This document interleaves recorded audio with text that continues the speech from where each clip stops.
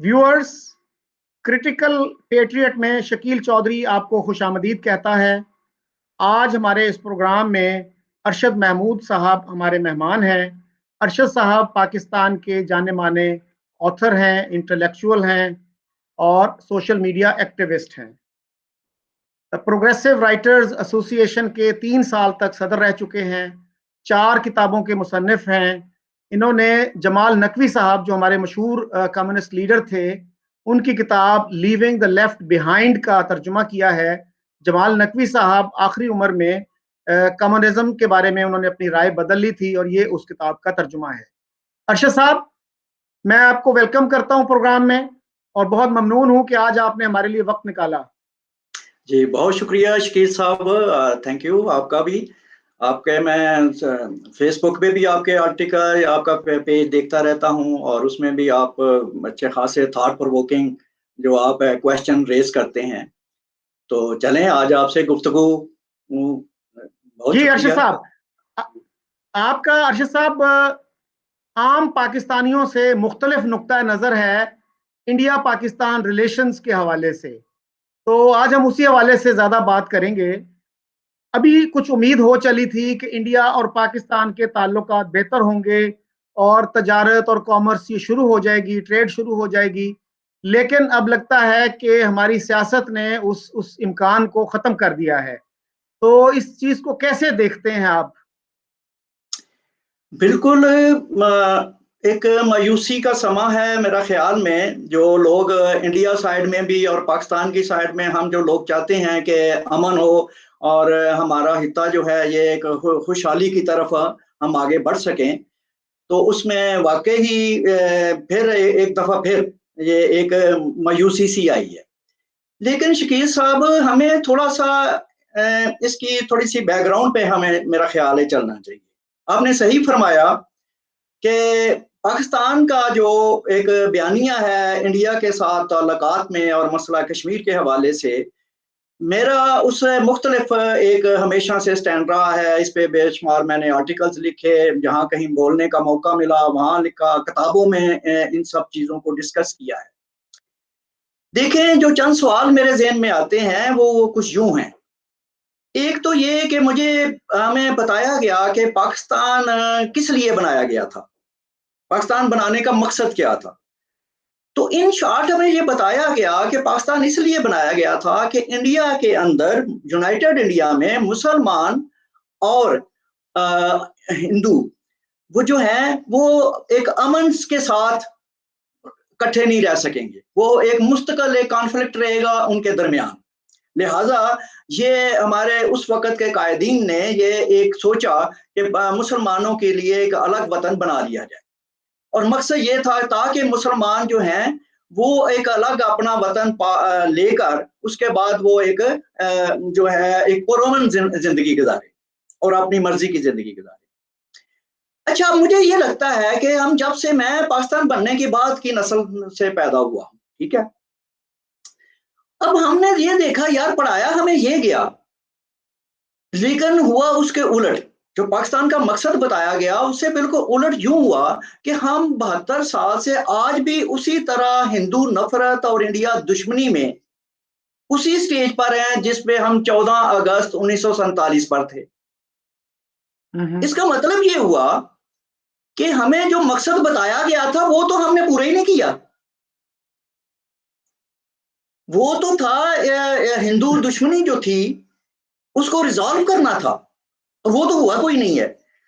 तो मैं इस चीज को यूं देखता हूं कि इंडिया के साथ दुश्मनी और हिंदू के साथ नफरत असल में मकासदे पाकिस्तान की नफी है। हम पाकिस्तान की नफी करते हैं जब आप हिंदू से नफरत करते हैं या उसे और इंडिया से मुसलसल मुतसादम रहना चाहते हैं, नंबर एक। नंबर दो, मैं यूं देखता हूं कि ये जो नफरत थी वो और वो जो दुश्मनी थी वो रिजॉल्व क्यों ना हुई पाकिस्तान बनने के बाद भी। उसकी वजह यह है कि पाकिस्तान को जब बनाया गया तो उसके लिए दो कौमी नजरिया, एक हमने कोई लॉजिकल दलील देनी थी, ठीक है, उसमें हमने ये दलील दो कौमी नजरिए की हमने दलील दी कि जी हम तो अलग कौम है, وہ الگ قوم ہے اور ہم اکٹھے کبھی جو ہے وہ شاید نہ رہ سکیں، اس لیے ہمیں الگ کر دیا جائے۔ چلیں ٹھیک ہے، پاکستان بن گیا، انڈیا کی تقسیم ہو گئی۔ پھر اس کے بعد مجھے ایسا لگتا ہے کہ یہ دو قومی نظریہ جو ہے وہ اس 14 اگست 1947 کو ختم ہو جانا چاہیے تھا، یہ اسی دن ایکسپائر ہو گیا تھا جب پاکستان بن گیا تھا۔ دو قومی نظریے کو پھر ڈرائیو کرنا پاکستان بننے کے بعد اور اسے زندہ رکھنا ہے جو ہے مسلسل ہیمرنگ ہر نسل کو کرنا کہ یہ ہم دو قومی نظریے سے ہم بنے ہوئے ہیں، تو اس سے کیا ہوا کہ وہ جو نفرت اور دشمنی تھی اس کو دوام اور تسلسل مل گیا۔ یعنی کہ جس مقصد کے لیے ہم نے پاکستان بنایا تھا اور ہم الگ ہوئے تھے، اس مقصد کو ہم نے پھر اس کو دفن کر دیا دو قومی نظریے کو مسلسل چلا کے۔ تو یہ ایک میرے خیال سے کہ ایک منطقی تھی بات یہ تھی کہ دو قومی نظریے کا ہم پاکستان بننے کے بعد ہم دوبارہ اس کا ذکر نہ کرتے۔ اب ہم ایک قوم بن چکے تھے، ہم اب اپنا ملک ہو چکا تھا، ہمارا اپنا گھر ہو چکا ہوا تھا، ہم اس میں 98% میجارٹی میں تھے۔ اب کون سا دو قومی نظریہ باقی رہ گیا تھا؟ کون سی دوسری قوم رہ گئی تھی جس کے ساتھ ہم نے لڑنا مرنا تھا؟ ٹھیک ہے۔ اچھا ارشد صاحب، جی آپ نے دو قومی نظریے کی بات کی۔ دو قومی نظریے کے بارے میں تحریک پاکستان کے ایک اہم لیڈر تھے چودھری خلیق الزمان، جو بعد میں پاکستان مسلم لیگ کے پہلے صدر بھی بنے۔ انہوں نے اپنی کتاب پاتھ وے ٹو پاکستان، جس کا اردو ترجمہ ہے شاہراہ پاکستان، اس میں یہ لکھا ہے کہ دو قومی نظریہ ہندوستان کے مسلمانوں کے لیے ہارمفل ثابت ہوا۔ انہوں نے ایک واقعہ لکھا ہے کہ اگست میں جب قائد اعظم محمد علی جناح دلی سے آخری دفعہ کراچی آ رہے تھے، تو انہوں نے وہاں پہ جو قریب کے دستیاب تھے لیڈرز مسلم لیگ کے، ان کا ایک اجلاس بلایا، اور وہ فیئر ویل میٹنگ تھی گویا ان کی انڈین مسلم لیگ کے لیڈرز کے ساتھ۔ اس میں وہ لکھتے ہیں کہ رضوان اللہ صاحب ایک دلی مسلم لیگ کے غالباً پریزیڈنٹ تھے، وہ انہوں نے یہ ٹیڑے سوال کرنے شروع کر دیے کہ ہم تو اس تحریک میں آگے تھے، اب ہمارا کیا بنے گا؟ تو اس پہ خلیق الزمان یہ لکھتے ہیں کہ میں نے جناح صاحب کو کبھی اتنا پریشان نہیں دیکھا جتنا اس وقت دیکھا۔ تو میں نے ان سے یہ کہا رضوان اللہ صاحب سے کہ چھوڑو اور کوئی اور بات کرو۔ تو اس کے بعد وہ کہتے ہیں جی میرا یہ خیال ہے کہ جناح صاحب نے اس گفتگو کے نتیجے میں جاتے ہی جب 11 اگست کو پاکستان کی کانسٹیٹیوئنٹ اسمبلی سے خطاب کیا تو اس میں دو قومی نظریے کو خیر باد کہہ دیا۔ اس تقریر میں انہوں نے یہی کہا کہ آج سے آپ ایک قوم ہیں، ہندو ہوں، مسلمان ہوں، سکھ ہوں، کوئی ہو، آج آپ ایک قوم ہیں اور آپ سب کے حقوق برابر ہیں۔ یہاں تک بھی کہہ دیا کہ you may belong to any religion or caste or creed, that has nothing to do with the business of the state۔ یعنی مذہب کا سیاست کے امور سے، ملک کے امور سے کوئی تعلق نہیں ہوگا۔ اور پھر یہ دیکھیے کہ جب وہ دلی سے آ رہے تھے ایئرپورٹ پہ، انہوں نے کیا پیغام دیا انڈیا کے مسلمانوں کو کہ اب آپ لائل سٹیزن آف انڈیا بن کے رہیں، کوئی ملک جو ہے وہ اپنے سے ڈس لائل سٹیزنز کو برداشت نہیں کرتا۔ تو پھر یہ جو دو قومی نظریے کی بات ہے، یہ واقعی عجیب بات ہے کہ 14 اگست کے بعد یہی بات پروفیسر شریف المجاہد نے کی ہے، جو قائد اعظم اکیڈمی کے پہلے ڈائریکٹر تھے۔ دو قومی نظریہ 14 اگست 1947 کو ختم ہو گیا جب ادھر انڈین قوم اور ادھر پاکستانی قوم بن گئی۔ تو یہ اب تک کیوں چلا آ رہا ہے؟ ہماری درسی کتابوں میں دو قومی نظریے سے کیوں بھری ہوئی ہیں ہماری ٹیکسٹ بکس؟ ہاں، وہ دیکھیں وہ اس لیے بھری ہوئی ہیں کہ ہم نے اس وہ جو زہر تھا نفرت کا پارٹیشن کے وقت دونوں قوموں کے بیچ میں ہوا، اس کو ایک دوام دینا تھا۔ کچھ قوتوں کا، کچھ طاقتوں کا اس میں مفاد تھا کہ یہ جو کانفلکٹ ہے یہ ریزالو نہ ہونے پائے، یعنی کہ وہ جو پاکستان بنانے کا مقصد تھا وہ نہ ہونے پائے۔ پاکستان بننے کے بعد بھی ہم ایک دوسرے کے ساتھ ہمیشہ کے لیے لڑتے مرتے رہے۔ تو لگتا یہ ہے کہ وہ قوتیں غالب آ گئیں اور وہ اس طرف لے گئی۔ اب میں آگے پاکستان انڈیا کے جو تنازع ہے ہمارا انڈیا کے ساتھ، جو ایک ہمیں بتایا جاتا ہے کہ کور ایشو ہے، میں اس طرف آنا چاہتا ہوں، جس سے وہی 47 سے یہ ہم جو لڑ مر رہے ہیں انڈیا کے ساتھ، وہ کیا ہے؟ اب دیکھیں کہ ایک تنازع تو کسی دو افراد کے درمیان بھی ہو سکتا ہے، دو فیملیوں میں بھی ہو سکتا ہے، اور دو قوموں کے درمیان بھی ہو سکتا ہے۔ اب یہ تھا کہ اگر آپ کا کوئی اختلاف ہے اور کوئی تنازع ہے تو بھئی اس کو ہم حل کیسے کریں؟ ہمارے پاس سلوشن کیا ہے؟ مسئلہ کشمیر ہے جی، ہمیں یہی بتایا جاتا ہے کہ بھئی جو کور ایشو ہے وہ مسئلہ کشمیر ہے، چلیں اس کو کہ ٹھیک ہے، وہ اسی کو مان لیتے ہیں۔ اب یہ ہے کہ ہمارے پاس اس کے ساتھ میں یوں دیکھتا ہوں پیچھے مڑ کے اپنی پاکستانی تاریخ کو کہ بھئی ہم نے کیا کیا ہے مسئلہ کشمیر کے سولوشن میں، اس کے ہمارے پاس کیا آپشنز تھے اور ہم نے کیا کیا سولوشن نکالنے کی کوشش کی ہے۔ ایک ہے یو این او کا ریزولوشن، ٹھیک ہے جی، اقوام متحدہ کی قرارداد۔ اب دیکھیں اس کو 72 سال ہو گئے ہیں اس قرارداد کو، ٹھیک ہے۔ اب جو اقوام متحدہ ہے وہ اس قرارداد کو کہیں ڈسٹ بن میں پھینک چکی ہوئی ہے، ٹھیک ہے، 72 سال ہو چکے ہوئے ہیں، اقوام متحدہ کو بالکل کوئی دلچسپی نہیں ہے پاکستان انڈیا کے اس تنازع کے ساتھ، نہ وہ پارٹی بننا چاہتے ہیں، نہ وہ اس پہ کوئی ایکشن لینا چاہتے ہیں، ٹھیک ہے۔ تو اس کا مطلب ہے کہ یونائٹڈ نیشن جو ہے وہ بھی رول آؤٹ ہو گئی، اس سولوشن سے باہر نکل گئی، ٹھیک ہے۔ پھر ہمارے پاس آتا ہے کہ بھئی جو سپر پاورز ہیں جو دنیا کو مینج کرتی ہیں، کنٹرول کرتی ہیں، چلیں وہی جو ہے اس مسئلے کا کوئی ہمیں حل نکال دیں، بڑی طاقتیں جو ہیں۔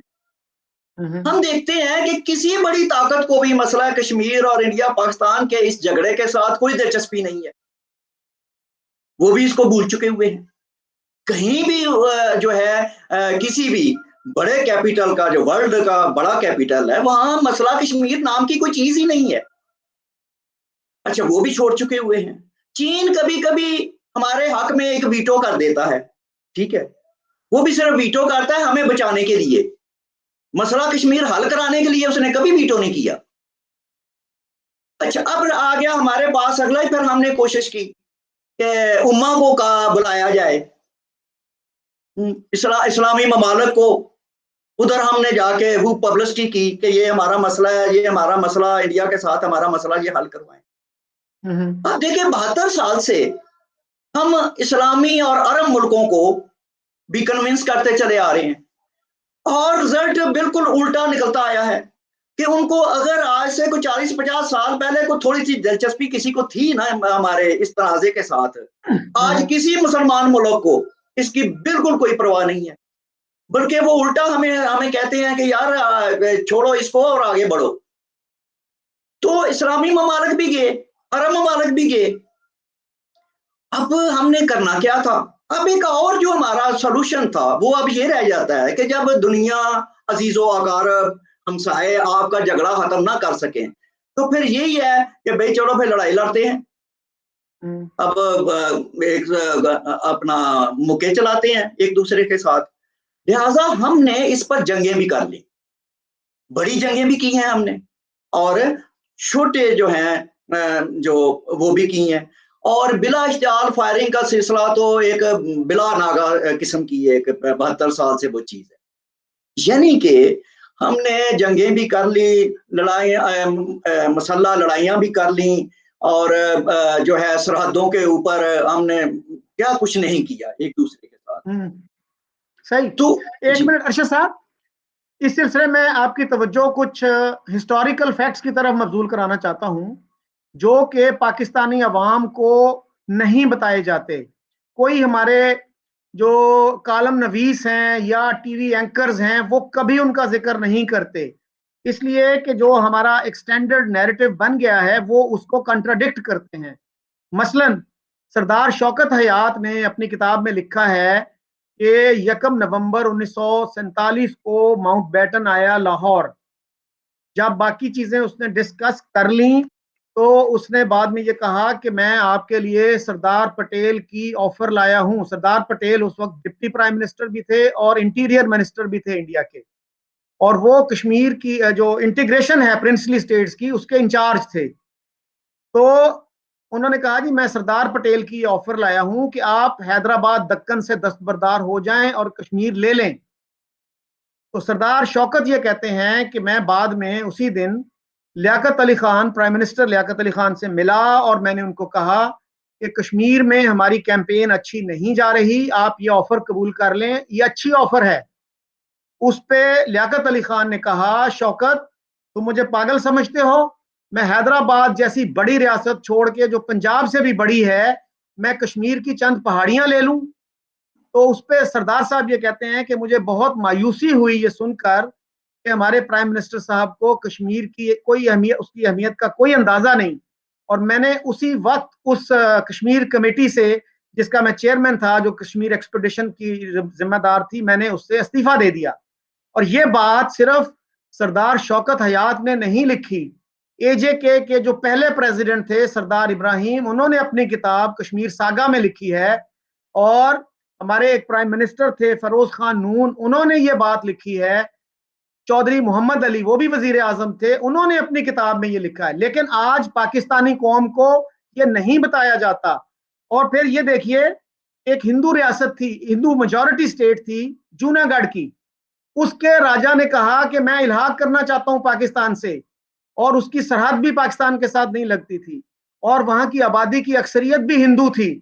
پھر بھی پاکستان نے اس کا الحاق قبول کر لیا, جس پہ امبیسڈر شاہد امین نے اپنی کتاب میں لکھا ہے کہ اس سے کشمیر پر پاکستان کا جو کیس تھا وہ ایروڈ ہوا, وہ بری طرح سے متاثر ہوا. اب یہ سب باتیں ہیں جو پاکستانی قوم کو نہیں بتائی جاتی. اگر یہ باتیں بتائی جائیں تو وہ پھر اس طرح جذباتی انداز میں بات نہیں کریں گے جیسے اب کرتے ہیں. اور یہ سر دیکھیے کہ آج سے 72 سال سے, کتنے سال سے ہمیں یہ پڑھایا جا رہا ہے کہ کشمیر پاکستان کی شاہ رگ ہے. اب اگر ان سے سوال کریں کہ کیا شاہ رگ کے بغیر کوئی زندہ چیز زندہ رہ سکتی ہے اتنے سال, تو یہ شاہ رگ والا جو سلوگن ہے یہ کہاں سے آیا؟ آپ کو یاد ہوگا کہ جے کے ایل ایف کے جو لیڈر تھے امان اللہ خان, وہ کہا کرتے تھے کہ اگر کوئی یہ ثابت کر دے کہ بانی پاکستان محمد علی جناح نے یہ بات کی ہے تو میں سیاست چھوڑ دوں گا. اس کے باوجود ہمارا مقبول ترین نعرہ کیا ہے کہ کشمیر پاکستان کی شاہ رگ ہے. آپ کیسے دیکھتے ہیں ان چیزوں کو, ان تضادات کو؟ بالکل آپ نے بڑا اچھا کیا ہے یہ ساری چیزیں. اور یہ جو آپ نے آج جو موضوع رکھا ہے کریٹیکل پیٹرائٹ کا, کہ ہم پاکستانی ہیں, پاکستان ہمیں پیارا ہے, پاکستان ہمارا وطن ہے اور اس سے محبت ہے, اسی وجہ سے ہم اپنے چیزوں کو کریٹیکلی دیکھتے ہیں, اپنی پالیسیز کو, اپنے ملک کی پالیسیز کو, کیونکہ ہم ایک ڈیڈ اینڈ پہ جا کے بند ہو رہے ہیں. ہم ڈیڈ ہے مسئلہ کشمیر پہ اور انڈیا کے ساتھ کانفلکٹ میں ہم ایک ڈیڈ اینڈ پہ اس وقت موجود ہیں. میں آپ کو بتاؤں کہ میں جو ذکر کر رہا تھا جنگوں کا, کہ ہم نے جنگیں کر کے بھی دیکھ لی, اور اس کے بعد ہمارے کئی 2-3 آپ کو یاد ہوگا, آپ مجھ سے زیادہ صحافت میں چونکہ رہے ہیں, کہ ہمارے 2-3 آرمی چیف کہہ چکے ہیں کہ ہم انڈیا کو کبھی شکست نہیں دے سکتے, ہم بائی زور طاقت کے ذریعے کشمیر نہیں لے سکتے, یہ ہمارے اپنے کمانڈر ان چیف کہہ چکے ہیں. تو بات یہ ہے کہ جب اس کا مطلب ہے کہ جنگ بھی رول آؤٹ ہو گئی, ٹھیک ہے, اب کیا باقی بچ گیا؟ اب دیکھیں ہم دن بہ دن جو ہے نا ہمارے حالات خراب ہو رہے ہیں, ہماری پاکستانی پوزیشن خراب ہو رہی ہے. میرے کہنے کا مقصد یہ ہے, پہلے انڈیا جو تھا کچھ عرصہ پہلے انڈیا ہماری پھر بھی بات مان لیتا تھا کہ چلو کشمیر جو ہے وہ ایک متنازعہ ایشو ہے, تو وہ اس کو مذاکرات میں شامل کر لیتا تھا.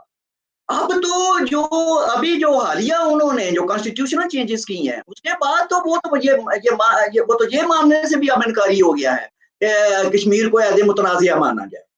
اچھا, تیسرا سولوشن اگلا سولوشن جو ہم نے آزمایا ہے 72 سال میں, وہ تھی نیگوشیشنز, انڈیا کے ساتھ مذاکرات.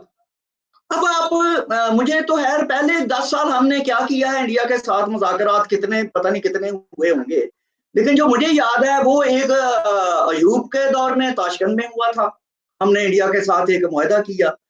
अच्छा, उसके बाद फिर 71 में भुट्टो साहब ने किया, ठीक है। अच्छा, फिर उसके बाद जो है देखें कि वाजपेयी साहब आए, ठीक है, फिर मोदी साहब भी आए हैं, पाकिस्तान के आए, और उन्होंने पाकिस्तान को तस्लीम किया और कहा कि हम इसको हल करना चाहते हैं। तो हमारे इंडिया के साथ 3-4 शायद बहुत बड़े-बड़े जो हमारे डॉक्यूमेंट साइन है, ट्रीटीज, पीस ट्रीटीज उसके साथ हमारी हैं, और कई छोटे-छोटे भी हमारे समझौते कई दफा हुए हैं। आखिरी बार जो बड़ा नेगोशिएशन हमारी हुई वो मुशर्रफ दौर में, आपको याद है, वो हुई थी, जिसमें कहा गया कि कश्मीर का इशू रिजॉल्व होने में बस अब 99% काम हो गया है, 1% 1% पे आके सब कुछ रोल बैक हुआ था। वो आपको याद है उस बात को? यानी कि मतलब ये है कि हम नेगोशिएशन के जरिए भी बार बार बातचीत करके भी एक दूसरे के साथ देख चुके हैं कि इस मसले का कोई हल नहीं है, कोई नतीजा नहीं निकल रहा। तो हम आज इस वक्त पाकिस्तान जो है वो एक डेड एंड पे आ गया है और एक तरफा है, यूनिलैटरल है। हम अब यूनिलैटरल हो चुके हुए हैं, ना दुनिया में हमारे साथ कोई है, ना हमारे पास अब कोई ऑप्शन बची हुई है। हमारे पास कुछ नहीं है सिवाय इसके कि हम अपने ही घर में अपने साथ मातम करते रहें, अपने आप को पीटते रहें, 1 घंटा जुम्मे को खड़े हो जाएं, या कोई एक दिन कश्मीर का, एक साल में एक यौम कश्मीर मना लें, और उसका नतीजा जीरो नतीजा, और सिवाय इसके कि उसी नफरत को रखा जाए और बरकरार रखा जाए। तो ये देखें जी। सही।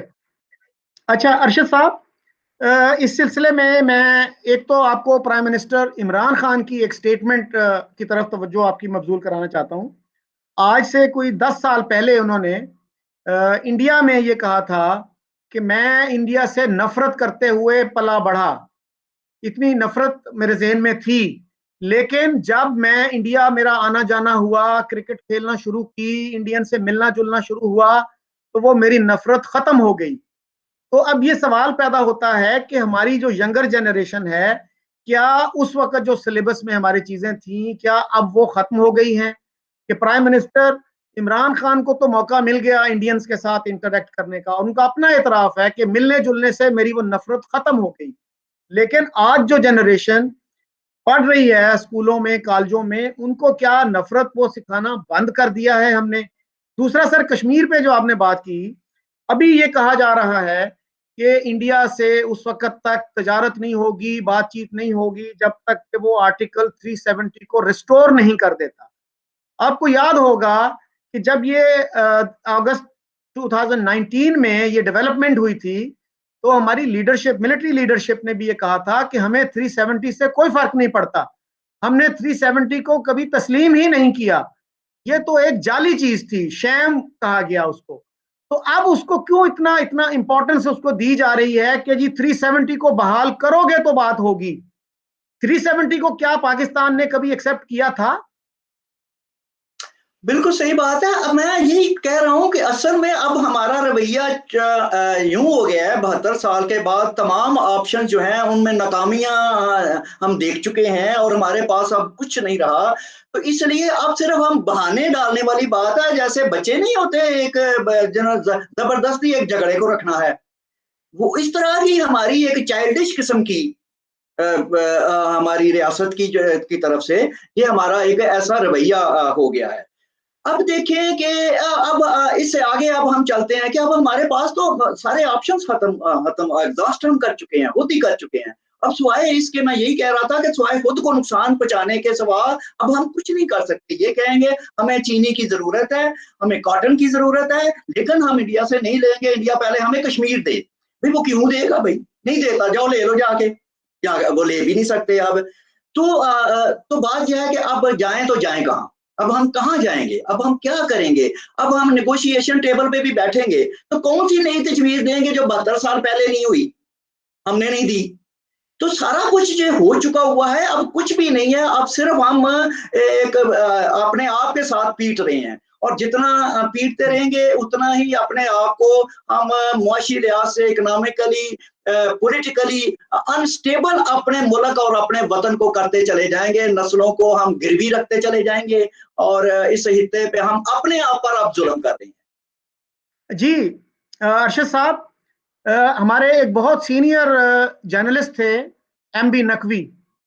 ایم بی نقوی صاحب نے منتھلی ہیرلڈ میں 1988 میں ایک مضمون لکھا تھا the best of enemies, India Pakistan کے ریلیشنز پہ، اور اس میں انہوں نے یہ لکھا کہ ہم نے 1965 میں کشمیر کو حل کرنے کے لیے فورس یوز کر کے دیکھ لیا، اس کا کوئی فائدہ نہیں ہوا، اور اس کے بعد ہمیں یہ احساس ہو جانا چاہیے تھا کہ اب سٹیٹس کو ایکسپٹ کیے بغیر کوئی حل نہیں ہے اس کا، لیکن ہماری حکومتیں یہ جرت نہ کر سکیں اور ہم ابھی تک اس میں پھنسے ہوئے ہیں.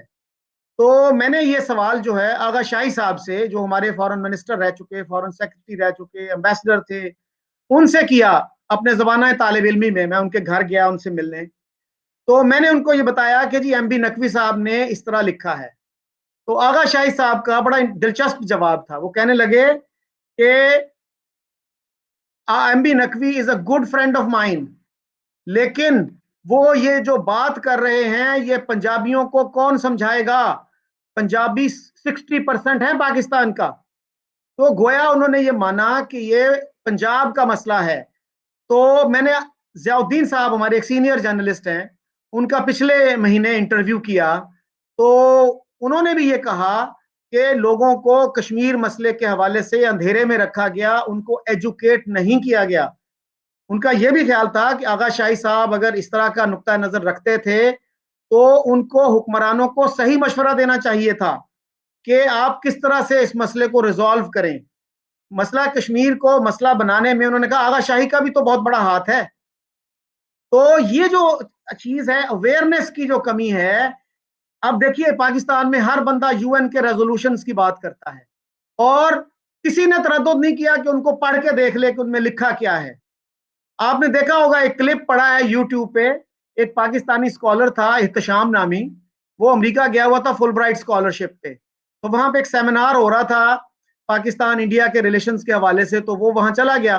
تو کرسٹین فیئر ایک وہاں کی ایکیڈیمک ہے، ایک آتھر ہے، وہ بات کر رہی تھی، تو انہوں نے بھی جناب کوسچن داغ دیا کہ جی ہمارا موقف بڑا سٹرونگ ہے کشمیر پہ، اور یو این کی ریزولوشنز جو ہے نا ان کے اوپر مشتمل ہے.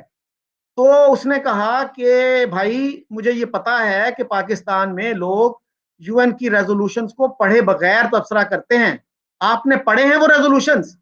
اور احتشام صاحب کو ماننا پڑا کہ میں نے نہیں پڑھے. تو اب کسی نے پڑھا نہیں ہے لیکن ہر بندہ یو این ریزولوشنز کی بات کر رہا ہے. تو یہ حکومتوں کو بھی یہ خوف ہوتا ہے کہ اگر ہم نے کشمیر پہ کچھ ذرا سا بھی کمپرومائز کر لیا تو لوگ اٹھ کھڑے ہوں گے. یہ ایک مفروضہ ہے. تو کیا حکومتیں اتنی جرت کر سکتی ہیں کہ میڈیا کو اوپن اپ کر دیں، میڈیا پہ اوپن ڈیبیٹ ہو کشمیر کے بارے میں، اور جتنے بھی نقطہ ہے نظر ہیں ان کو سپریس نہ کیا جائے تاکہ لوگوں کو ایجوکیٹ کیا جائے؟ اس میں کیا رکاوٹ ہے آپ کے خیال میں؟ کیوں حکومتیں خوف کھاتی ہیں اس مسئلے پر؟ کیوں ہمارے انٹلیکچوئلز ایجوکیٹ نہیں کرتے لوگوں کو، کشمیر کی حقیقت کیوں نہیں بتاتے؟ اصل میں تو اس طرح دیکھتا ہوں شکیل صاحب، ہمیں تھوڑا سا آپ نے ٹھیک ہے اچھی بات کی ہے، لیکن میں اسے اور طریقے سے دیکھتا ہوں کہ ہم مسئلہ کشمیر کا جو حل کرنا ہی نہیں چاہتے، ہم اس کے سلوشن سے ڈرتے ہیں. اسی لیے جب کبھی بھی وہ سلوشن کے قریب ترین پہنچا تو ہم نے پاکستانی سائیڈ کی طرف سے بیک آؤٹ کر لیا. حقیقت یہ ہے. تو بات یہ ہے کہ ہم خوف زدہ ہیں کہ یہ مسئلہ حل ہو گیا تو اس کے بعد ہم کریں گے کیا؟ ہمارے پاس تو کرنے کو کچھ اور ہے ہی نہیں ہے. ہماری تو وزارت خارجہ جو ہے فارغ بیٹھ جائے گی، اس کے بعد تو اس کے اور کوئی ایشو نہیں ہے. تو اس لیے ہمارے چونکہ بہت سے کوئی ویسٹڈ انٹرسٹ ہیں جو اس کو، اگر آپ دیکھیں کہ جنرل مشرف جو ہے جو آرمی سٹنگ آرمی چیف تھا، اگر وہ بھی تھرو نیگوشیشن کرنا چاہتا تھا، کر چکا تھا، اس کے خلاف بھی دیکھیں دو طرح کی ہوتی ہے. جب کبھی ہم نے انڈیا کے ساتھ نارملائزیشن کی طرف گئے ہیں، یا انڈیا کے اندر کچھ ہو گیا ہے، یا ہمارے اندر کچھ ہو گیا ہے، ہماری سائڈ پہ کچھ ہو گیا ہے، تو بات یہ ہے کہ کچھ جو حقیقت یوں ہے کہ ہم اس مسئلے کو حل شاید نیک نیتی کے ساتھ دل سے ہم کرنا ہی نہیں چاہتے. دوسری دیکھیں، جیسے آپ میں ایک چیز ایسے میرے ذہن میں آئی ہے، میں ذرا بات کہہ رہا ہوں کہ جب کبھی ہم اپنے ہم وطنوں کے ساتھ بات کرتے ہیں انڈیا کے ساتھ اس دشمنی کے اوپر، تو ہمیں یہ کہا جاتا ہے، عام ایک پاکستانی کہے گا یار انڈیا بھی تو ہمارا دشمن ہے نا، وہ بھی تو ہمارے خلاف سازشیں کرتا ہے، وہ بھی تو فلاں چیزیں کرتا ہے. تو میں اس پہ بھی تھوڑا سا اس کو بھی کریٹیکلی دیکھتا ہوں. جی جی. وہ یہ ہے کہ یہ اپنے ہم وطنوں کو، اپنے عوام کو، اپنے لوگوں کو یہ بتانے کی ضرورت ہے کہ دیکھیں انڈیا کے ساتھ جو ہماری دشمنی ہے وہ ہماری سائڈ پہ پرائمری ہے، وہ اولین ہے. انڈیا کی جو دشمنی ہے پاکستان کے ساتھ وہ سیکنڈری ہے، وہ ری ایکشن میں ہے. یہ کیوں یہ بات میں کیوں کہہ رہا ہوں؟ اس لیے کہ اس کا بڑا لاجیکل دلیل ہے. وہ یہ ہے کہ ہمارا مطالبہ ہے انڈیا کے ساتھ، انڈیا کا ہمارے ساتھ کوئی مطالبہ نہیں ہے، انڈیا کا ہمارے ساتھ کوئی جھگڑا نہیں ہے، ہمارا ہی اس سے جھگڑا ہے. تو جس کا جھگڑا ہو دشمن وہ ہوتا ہے. ہم لڑائی کو، جھگڑے کو انیشیٹ کرنے والے ہماری سائڈ ہے. انڈیا کی سائڈ اس وقت تک وہ دشمن رہے گا جب تک ہم اس کے دشمن رہیں گے. اگر ہم اس کے ساتھ صلح کی طرف چل پڑیں، ہم اس کے ساتھ نارملائزیشن کی طرف چل پڑیں، تو انڈیا خود بخود ہی اپنی دشمنی چھوڑ دے گا. یہ میں اپنے عوام کو میں یہ کہنا چاہتا ہوں، ان کو یہ سمجھانا چاہتا ہوں کہ اصل پرابلم ہماری سائڈ پہ ہے، ہمیں خود کو ٹھیک کرنا ہے یا خود اس کا حل ڈھونڈنا ہے. جی اچھا ارشد صاحب، یہ بات آپ کی جو ہے کہ جی ہمیں اپنا احتساب خود کرنا ہوگا، اس کے بغیر ہمیں کوئی دوست بھی نہیں سمجھا سکتا. اب ہم کتنی تعریفیں کرتے ہیں کہ ہماری جو دوستی ہے چین کے ساتھ وہ سمندروں سے گہری ہے اور وہ ہمالیہ سے بھی اونچی ہے، شہد سے بھی میٹھی ہے، لیکن آپ کو یہ پتا ہے کہ چین کتنے عرصے سے پاکستان کو یہ مشورہ دیتا آ رہا ہے کہ آپ اپنے جو ایشوز ہیں انڈیا کے ساتھ ان کو بیک برنر پہ رکھیں، ان کو تھوڑی دیر کے لیے بھول جائیں اور اپنی اکانومی پہ توجہ دیں. وہ اپنی مثال بھی دیتے ہیں کہ ہمارے بھی ایشوز ہیں لیکن ہم نے ان کو اوبسیشن نہیں بنایا، ہم نے مسئلہ بھی رکھا لیکن اپنی اکنامک ڈیولپمنٹ پہ توجہ دی. تو آپ اپنی اکنامک ڈیولپمنٹ کو کشمیر پہ سیکریفائس نہ کریں، لیکن ہمیں چین کا مشورہ بھی یہ قبول نہیں ہے. تو یہ کیا مسئلہ، کس کا مشورہ ہم مانیں گے پھر؟ نہیں، ہمارے پاس تو اب میں بتایا نا کہ ہمارے پاس تو اب کچھ نہیں رہ گیا. دیکھیں اب جو ہم جہاں اس وقت کھڑے ہیں، ہمیں اپنے 22 کروڑ عوام کو بھی اور ہماری جو رولنگ الیٹ ہے، جو اشرافیہ ہے، ہمارے جو چیف مینیجرز ہیں ہماری ریاست کو جو چلاتے ہیں اور اس کی پالیسیاں بنانے والے ہیں، پلیز اب ان کو سوچنا چاہیے کہ ہم کتنی کاسٹ پے کر رہے ہیں اس جھگڑے کی، اس تنازع کی. ہم مصیبت یہ ہے ہم نے کبھی کاسٹ نہیں نکالی. ہمیں یہ کشمیر اور یہ انڈیا کے ساتھ یہ دشمنی ہمیں کتنے کی پڑ رہی ہے.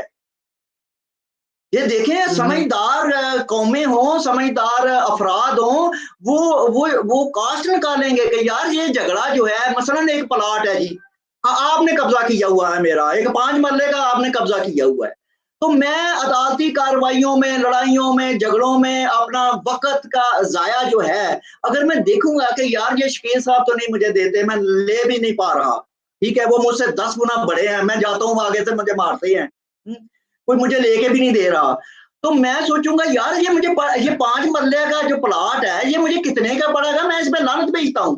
اپنی میں زندگی کا سواروں، اپنے بچوں کا میں نے ان کا جینا، میں نے اپنے بچوں کی ویلفیئر جو ہے اس کو میں جو ہے داؤ پہ لگایا ہوا ہے، تو میں اس کو چھوڑ دوں گا. میں آپ سے کوئی صلح صفائی کر لوں گا کہ چلو یار آدھے پہ ختم کرتے ہیں بات، اور آپ بھی خوشی خوشی کر لیں گے، ٹھیک ہے نا.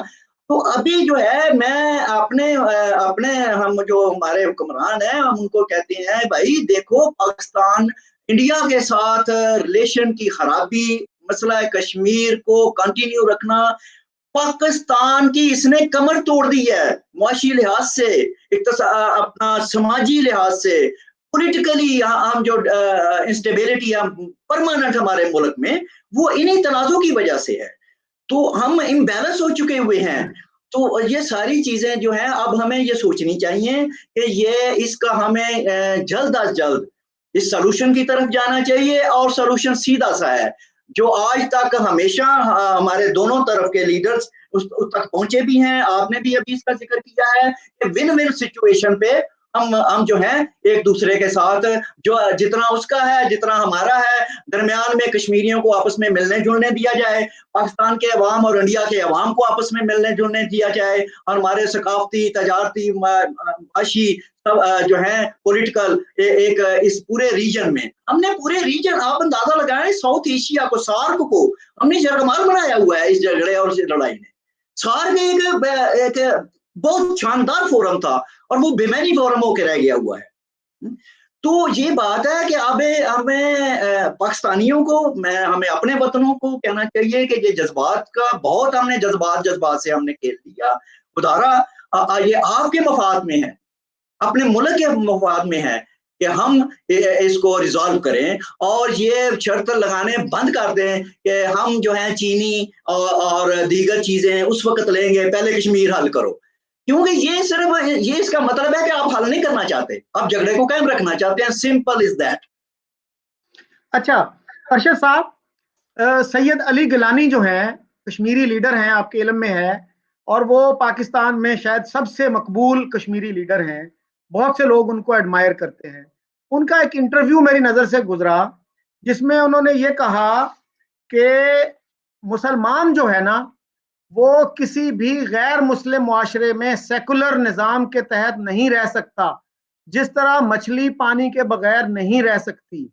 अगर इस लॉजिक पे हम चलें तो फिर इंडिया में जो 20 करोड़ मुसलमान हैं वो किस मंतक के तहत वहां रह रहे हैं, और जो पाकिस्तानी जाके अमेरिका में, कनाडा में, ऑस्ट्रेलिया में जाके सेटल हो गए हैं, वो किस मंतक के तहत वहां रह रहे हैं। तो अली गिलानी साहब का नुस्खे पे अगर हम अमल करें तो फिर 20 करोड़ मुसलमान जो हैं इंडिया में रह रहे हैं, उनको भी कहीं और चले जाना चाहिए।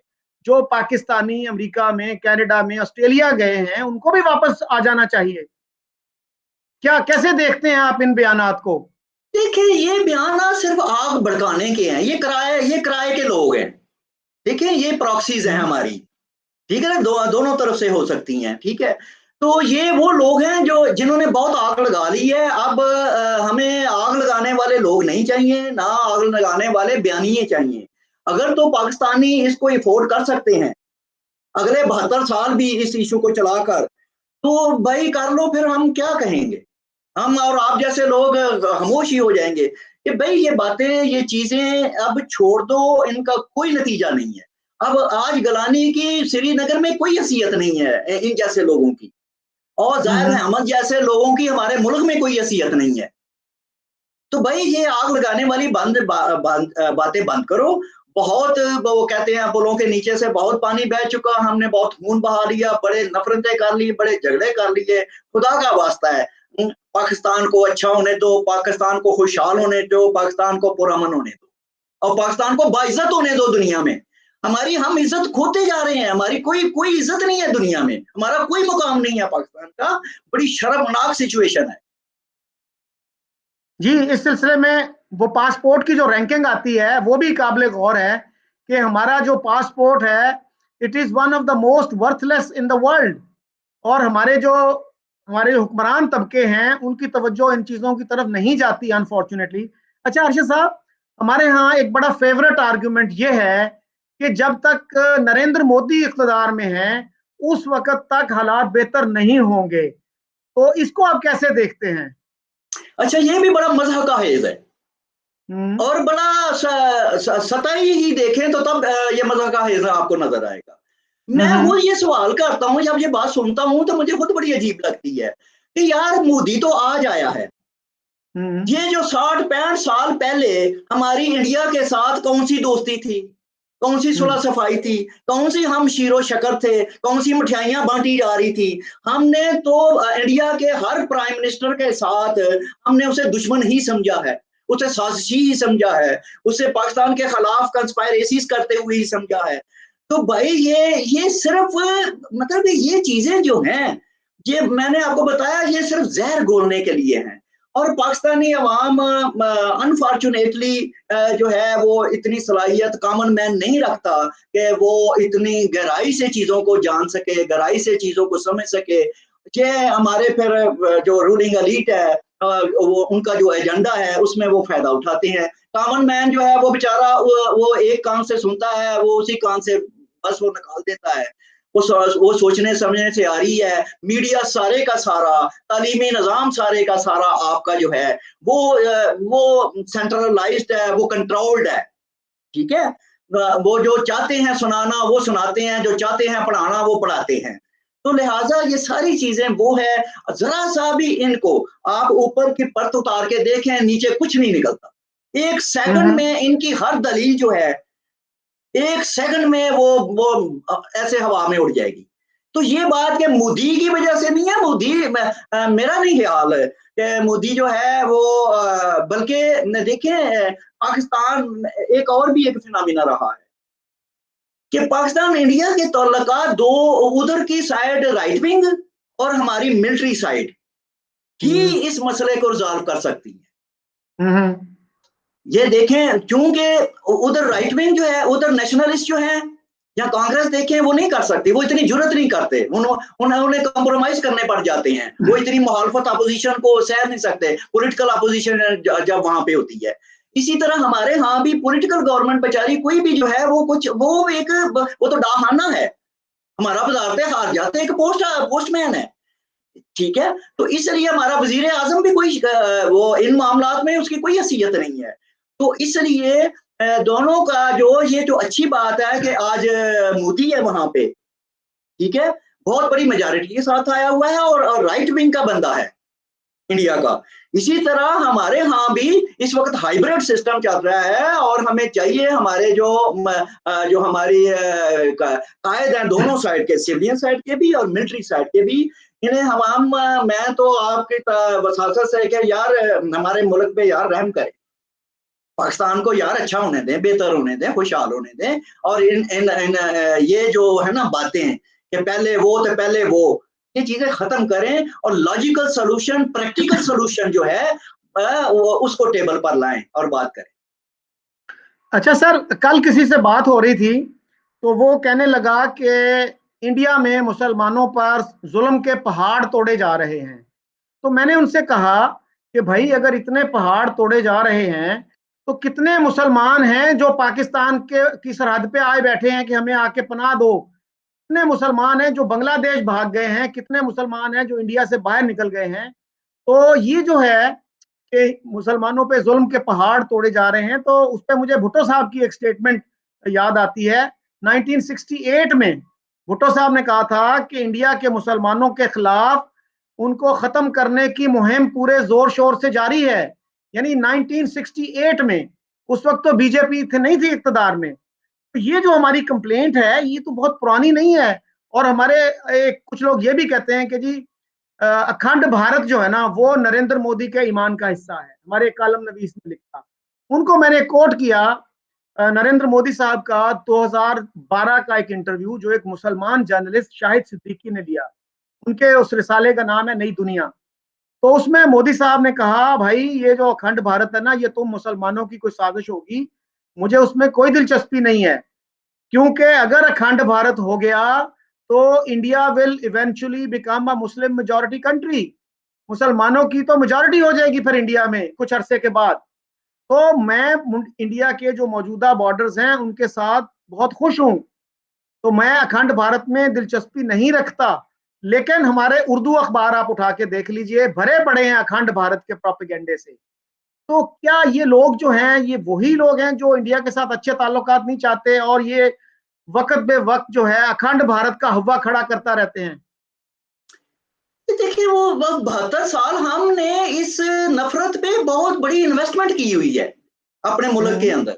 ہم نے پاکستان میں اس کی بڑی انویسٹمنٹ کی ہے 72 سال سے، تو اس لیے ظاہر ہے یہ سب لابیاں بن چکی ہوئی ہیں، مائنڈ سیٹ بن چکے ہوئے ہیں، اور پھر ان کی ایسے لوگوں کی اور ایسے گروپس کی کہیں نہ کہیں سے سرپرستی بھی ہوتی ہے، ٹھیک ہے، اور انہیں پے بیک کیا جاتا ہے کہ یہ کام کرو اور آپ کی زندگیاں خوشحال گزریں گی۔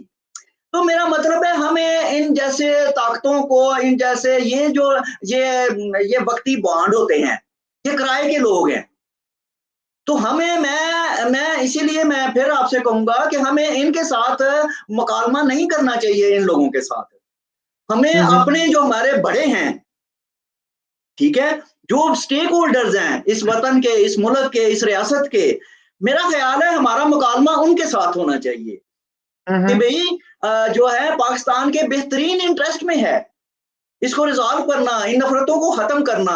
تو میرا خیال، میں تو سچی بات ہے کبھی نہیں چاہوں گا کہ یہ جو کامن مین کی باتیں ہیں، جو بڑی لوور لیول کی، جس کی کوئی علمی فکری اس میں کوئی دانش کوئی نہیں ہے، تو ان چیزوں کو میرا خیال ہے کہ آپ بھی اگنور کیا کریں۔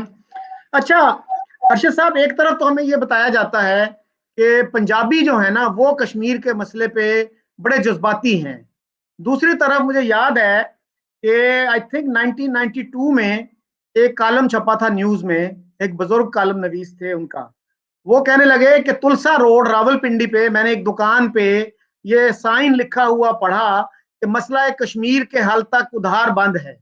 آپ نے بھی اس طرح کے واقعات سنے ہوں گے، یہ کیا ہے؟ اس کا مطلب ہے کہ پاپولر لیول پہ لوگوں کو یہ پتا ہے کہ مسئلہ کشمیر کا کوئی حل نہیں ہے، یہ اسی طرح ہی چلے گا۔